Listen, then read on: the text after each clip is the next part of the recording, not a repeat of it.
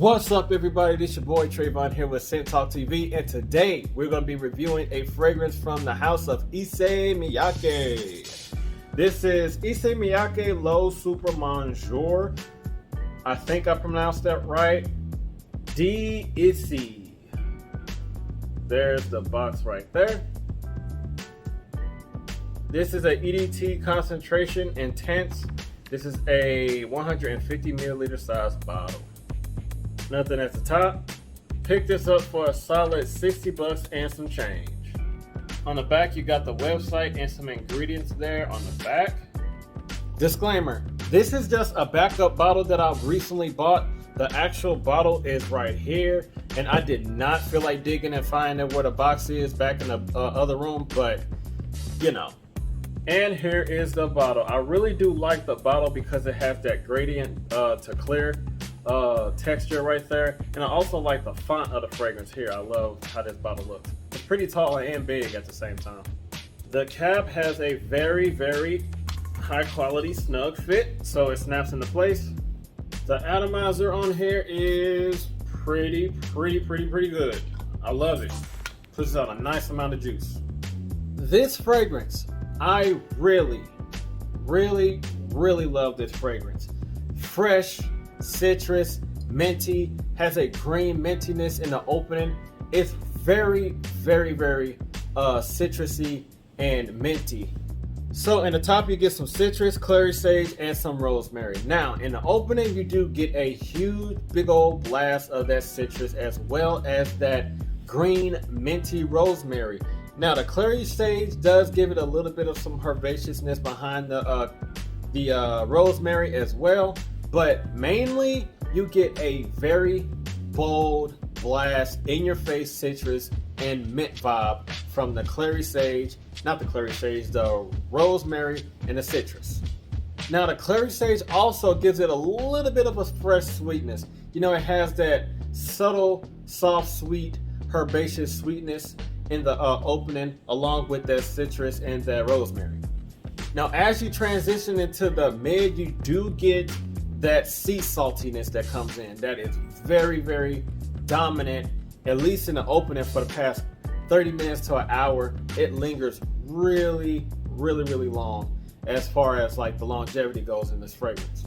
In the mid, you get some sea notes, some sea salt, cashmere, woody notes, as well as some patchouli.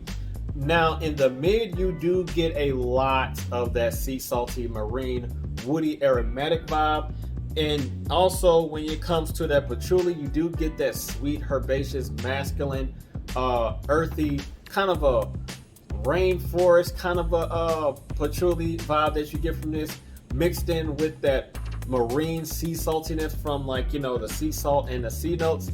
Now, as far as the cashmere, I don't get too much of that, but I mainly get that sea saltiness as well as that herbaceous sweet patchouli and some woody notes as well. So when you get into the base, you get some smoke, some amberwood, tonka bean leather, and Madagascar vanilla. Now, I do not get any of these notes in the base, not really, because that sea salt and that fruitiness, that citrus fruitiness that's in the top, it lingers all the way into the base and dominates all of those base notes. But however, I will tell you this, that tonka bean is doing this thing in the base. You know, you get that dry fruitiness. You know, it's not too heavy, it's not too light, but it is there subtly. You still be able to pick it up. You got that leather. I don't get much of that leather. And that vanilla, I don't get that sweet, smooth vanilla accord at all. And I don't get that smoke. I don't get that smoke. It's not like an incensey type of a smoke. It's not like a pretty much non-existent. I don't get that at all. Also, when you get into the base, you get more woods, that warm woods from the amberwood. So basically, throughout the whole longevity of this fragrance, you get like a aromatic, woody, fruity citrus with some marine sea saltiness throughout the longevity of this fragrance. It smells so freaking good. When I first did a first impression on this like a month or two ago, I wasn't expecting this to be that good. For a freshie, I thought it was gonna be weak. you know it's gonna be just wither away. It's gonna sit close to the skin after 30 minutes to an hour, but this lasts a very, very, very long time. So the projection was really nice between like, you know, an hour to an hour and a half. Then it's set close to the skin, not too close at all. You still can smell it and get wafts of it within your personal space. But the total longevity I get out of this was a good 7 to 8 solid hours. But it's set close to the skin. It's not a beast as far as, you know, like a cloying type of a beast, but it's like a freshie type of a beast where, you know, if you be in high heat situation, it will pop and push out so much. This is a great freshie to start off with. If you're a collector and you don't have any freshies, start off with this one if possible. And if you are looking for a good staple for the upcoming warmer days, you can definitely get a nice good use out of this based on that longevity and that projection, as well as the great fruity marine sea salty profile that you get inside of here. If you are not a fan of salty marine type of a scent like that, this is not for you. However, I do encourage you to try this at least once. If you can sample it, sample it. But I love this fragrance. My top 5 spring and summer fragrance is like, if not the number 1. This is really, really nice. I love it. I love it. I love it. Now, if you want to know about the age group, I would say this would be like middle age on up. It doesn't have that sweet playfulness or that immaturity to this as well for, like, you know, the youthful crowd, the younger guys to try to pull off. But if the younger guys, if you smell this, rock it. It doesn't matter. You know, if you come across this and you want to try it out, try it out. I mean, age group shouldn't even matter. But if you want my honest opinion, I say middle age on up. Now, the moment you guys all been waiting for is the compliments.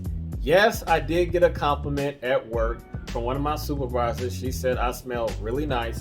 So this can and has a potential and possibility to give you compliments in the spring and summertime in the warmer days.